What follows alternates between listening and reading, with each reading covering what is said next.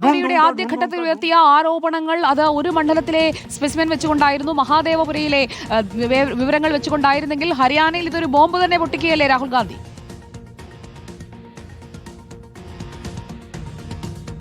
സുജയ, തീർച്ചയായും ഹരിയാനയിൽ ഒരു ബോംബ് തന്നെ രാഹുൽ ഗാന്ധി പൊട്ടിച്ചിരിക്കുന്നു എന്നാണ് ഇപ്പോൾ വ്യക്തമാകുന്നത്. പ്രധാനമായും രാഹുൽ ഗാന്ധി, അതായത് മൊത്തം 2 കോടി വോട്ടർമാർ 25 ലക്ഷം പേർ കള്ളവോട്ടാണ് എന്നാണ് ഇപ്പോൾ രാഹുൽ ഗാന്ധി വ്യക്തമാക്കുന്നത്. 8ൽ ഒരാൾ വെച്ച് കള്ളവോട്ട് ചെയ്തിരിക്കുന്നു എന്നാണ് ഇപ്പോൾ രാഹുൽ ഗാന്ധിയുടെ കണ്ടെത്തലും. ഒപ്പം 5 തരത്തിലാണ് രാഹുൽ ഗാന്ധി ഇക്കാര്യങ്ങളെ കൃത്യമായി തന്നെ പ്രതിപാദിച്ചു പോകുന്നത്. ഏറ്റവും പ്രധാനപ്പെട്ട കാര്യം, ബ്രസീലിയൻ മോഡൽ മത്യൂസ് ഫെറോയുടെ ഫോട്ടോയിൽ 10 ബൂത്തിൽ 22 വോട്ടുണ്ട്. അതോടൊപ്പം യുപിയിലെ BJP നേതാക്കൾ ഉത്തർപ്രദേശിലും അതോടൊപ്പം തന്നെ ഇത്തരത്തിൽ ഹരിയാനയിലും വോട്ട് ചെയ്ത ഒരു പഞ്ചായത്ത് പ്രസിഡന്റും അദ്ദേഹത്തിന്റെ കുടുംബവും സമാനമായി 2 ഉത്തർപ്രദേശിലും ഒപ്പം ഹരിയാനയിലും വോട്ട് ചെയ്തിട്ടുണ്ട്. ഒപ്പം അവ്യക്തമായ ചിത്രങ്ങളുണ്ട്. അങ്ങനെ 1,24,177 ബ്ലറായ ഫോട്ടോകളുണ്ട്. ഒപ്പം 2 ബൂത്തിലായി 233 ഫോട്ടോയുള്ള ഒരു സ്ത്രീ വോട്ട് ചെയ്തിട്ടുണ്ട്. ഒപ്പം ഒരു നിയോജക മണ്ഡലത്തിൽ ഒരു സ്ത്രീയുടെ ചിത്രം 100 കാർഡുകളിൽ രേഖപ്പെടുത്തിയിരിക്കുന്നു. വോട്ടർമാരെ ഡിലീറ്റ് ചെയ്തിട്ടുണ്ട്.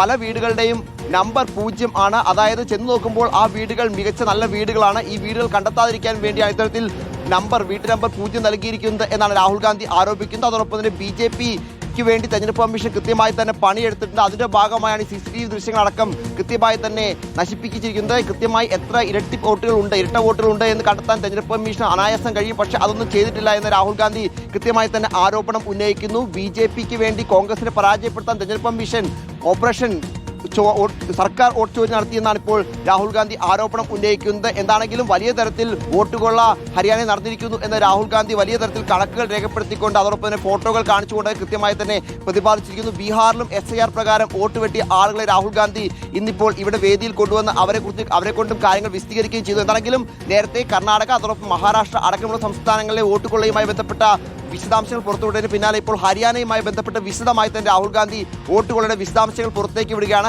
എക്സിറ്റ് പോൾ അടക്കം കോൺഗ്രസിന് വിജയം പ്രവചിച്ച തെരഞ്ഞെടുപ്പിൽ വലിയ തരത്തിൽ അട്ടിമറികൾ നടന്നിരിക്കുന്നു രാഹുൽ ഗാന്ധി പറയുന്നു. പ്രത്യേകിച്ച് 25 ലക്ഷം കള്ള വോട്ടുകൾ ചേർത്തുകൊണ്ട് അല്ലെങ്കിൽ കള്ള വോട്ടുകൾ ഉൽപ്പാദിപ്പിച്ചുകൊണ്ടാണ് ഇത്തരത്തിൽ കേന്ദ്രീകൃതമായ സംവിധാനം ഉപയോഗിച്ചുകൊണ്ട് തെരഞ്ഞെടുപ്പിനെ അട്ടിമറിച്ച് തെരഞ്ഞെടുപ്പ് കമ്മീഷൻ പൂർണ്ണമായും BJPക്ക് സഹായം ചെയ്യുകയാണ് ചെയ്തത് എന്നടക്കമുള്ള കാര്യങ്ങൾ രാഹുൽ ഗാന്ധി എന്താണെങ്കിലും ഇന്നിപ്പോൾ വാർത്താ സമ്മേളനത്തിൽ വ്യക്തമാക്കിയിരുന്നു.